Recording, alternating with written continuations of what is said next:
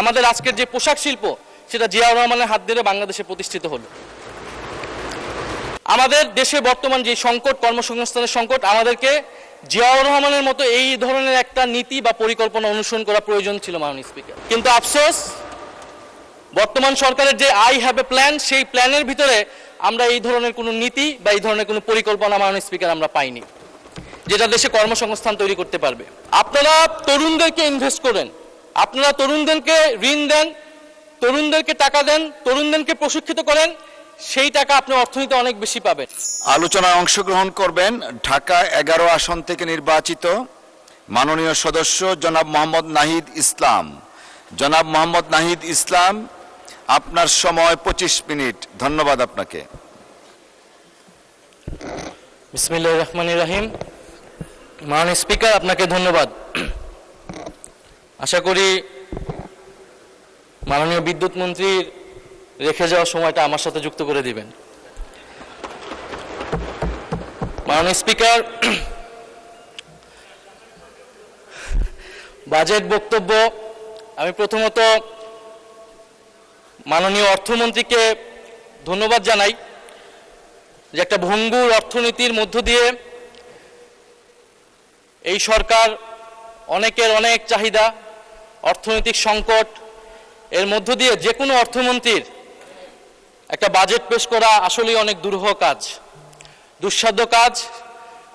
এবং মাননীয় অর্থমন্ত্রীর বাজেট বক্তব্যটা অত্যন্ত সুলিখিত হয়েছে, 234 পৃষ্ঠার বক্তব্য। সেটার জন্য মাননীয় অর্থমন্ত্রীকে আমি প্রথমত ধন্যবাদ জানাই। মাননীয় স্পিকার, প্রশংসা দিয়ে শুরু করলাম। মাননীয় স্পিকার, বাজেট নিয়ে বিরোধী দলের পক্ষ থেকে যেই মোটা দাগে যে সমালোচনাগুলো, সেগুলা ইতিমধ্যে চলে এসেছে, সেখানে আমার নতুন করে আসলে যুক্ত করার কিছু নাই। আমরা বলেছি এই বাজেটটা ঘাটতি বাজেট। আমরা বলেছি যে রাজস্ব লক্ষ্যমাত্রা নির্ধারণ করা হয়েছে এটি অবাস্তব। সরকার দলের পক্ষ থেকে তারা বলেছেন তারা স্বপ্নবিলাসী, তারা অসম্ভবকে সম্ভব করতে চায়। যেভাবে তারা নির্বাচনে জয়লাভ করেছেন, একইভাবে তারা এই বাজেটকেও বাস্তবায়ন করতে চান তারা। তো মাননীয় স্পিকার, নির্বাচনের বিতর্কে আমি যাব না, সেটা অন্যদিকে চলে যাবে, নিশ্চয়ই একদিন সত্য প্রকাশিত হবে। মাননীয় স্পিকার, বাজেট অর্থনীতির সাথে সম্পর্কিত। রাষ্ট্র যেমন কোনো আবেগের বিষয় না, অর্থনীতিও কোনো আবেগের বিষয় না। আমরা বললাম, আমরা চাইলাম, আমরা বাস্তবায়ন করে ফেলবো সবাই মিলে, আর আমরা করে ফেলবো, এটা সম্ভব নয়। একটি বাজেট বা অর্থনীতির পরিবর্তনের জন্য উৎপাদন, বন্টন, ভোগ, বিনিয়োগ সবকিছুর একটি সুষম পরিকল্পনা প্রয়োজন। সেই পরিকল্পনা আমরা এই বাজেট বক্তব্যে মাননীয় স্পিকার পাইনি। মাননীয় স্পিকার, বাজেটের যাওয়ার আগে আমি যদি একটু অর্থনৈতিক প্রেক্ষাপট নিয়ে কথা বলি। 1971 সাল, বাংলাদেশের ছাত্র, তরুণ, কৃষক সবাই একটি জনযুদ্ধের মাধ্যমে এই ভূখণ্ডকে স্বাধীন করলো, লক্ষ্য সামাজিক ন্যায় বিচার প্রতিষ্ঠা করা।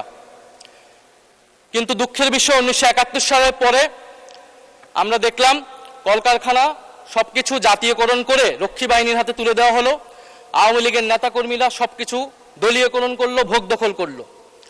ফলশ্রুতিতে দুর্ভিক্ষ আসলো, হাজার হাজার মানুষ মারা গেল, আমাদের অর্থনীতি আরো ভঙ্গুর পরিস্থিতিতে আসলো।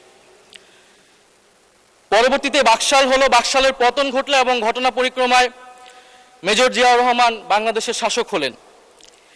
জিয়াউর রহমান ক্ষমতায় এসে যেই নীতিটি নিয়েছিল, মাঝারি, ক্ষুদ্র এবং মাঝারি শিল্পের বিকাশ, জিয়াউর রহমান সঠিকভাবে অনুধাবন করেছিলেন বাংলাদেশের সেই সময়ের অর্থনৈতিক সংকট হচ্ছে কর্মসংস্থান। ফলে তিনি মুক্তবাজার অর্থনীতিকে প্রমোট করলেন এবং আমাদের আজকের যে পোশাক শিল্প, সেটা জিয়াউর রহমানের হাত ধরে বাংলাদেশে প্রতিষ্ঠিত হলো। আমরা 1978 সালে জিয়াউর রহমান নুরুল কাদেরের দেশ গার্মেন্টসকে প্রমোট করলেন, সহায়তা করলেন দেশ গার্মেন্টস প্রতিষ্ঠায়। সাউথ কোরিয়ার দাইইউ নামক একটি কোম্পানির সাথে চুক্তি করে এদেশের উদ্যোক্তাদের, পোশাক শিল্পের উদ্যোক্তাদের প্রশিক্ষিত করলেন এবং এর মাধ্যমে কয়েকশো শিল্প কারখানা তৈরি হলো, মাঝারি শিল্পের বিকাশ হলো এবং দেশে কর্মসংস্থান তৈরি হলো। মাননীয় স্পিকার, আমাদের দেশে বর্তমান যে সংকট, কর্মসংস্থানের সংকট, আমাদেরকে জিয়াউর রহমানের মতো এই ধরনের একটা নীতি বা পরিকল্পনা অনুসরণ করা প্রয়োজন ছিল মাননীয় স্পিকার। কিন্তু আফসোস, বর্তমান সরকারের যে আই হ্যাভ এ প্ল্যান, সেই প্ল্যানের ভিতরে আমরা এই ধরনের কোনো নীতি বা এই ধরনের কোনো পরিকল্পনা মাননীয় স্পিকার আমরা পাইনি, যেটা দেশে কর্মসংস্থান তৈরি করতে পারবে। 2008 সালে আওয়ামী লীগ সরকার ক্ষমতায় আসার পরে আমরা জানি গত 16 বছর কি হয়েছে। রাজনৈতিক ক্ষমতা কুক্ষিগত হয়েছে, দলীয়করণ হয়েছে। রাজনৈতিক ক্ষমতা কুক্ষিগত হওয়ার সাথে সাথে অর্থনীতিও কুক্ষিগত হয়েছে, সম্পদ কুক্ষিগত হয়েছে। ফলে অলিগার্ক শ্রেণী তৈরি হয়েছে, সিন্ডিকেট তৈরি হয়েছে। আপনি বিভিন্ন সেক্টরে যাবেন, 3-4টা কোম্পানি বাংলাদেশের সেই সেক্টরের সকল ব্যবসা নিয়ন্ত্রণ করছে।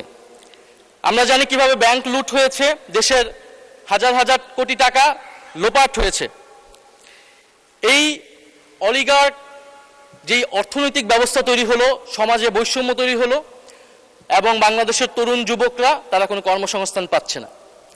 2024 সাল, বাংলাদেশের বিশ্ববিদ্যালয়ের ছাত্ররা, তরুণরা রাস্তায় নেমে আসলো কোটা সংস্কারের দাবিতে।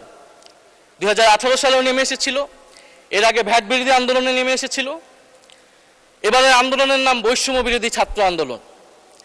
আমরা খুবই সুপরিকল্পিতভাবেই এই আন্দোলনের নাম দিয়েছিলাম বৈষম্য বিরোধী ছাত্র আন্দোলন।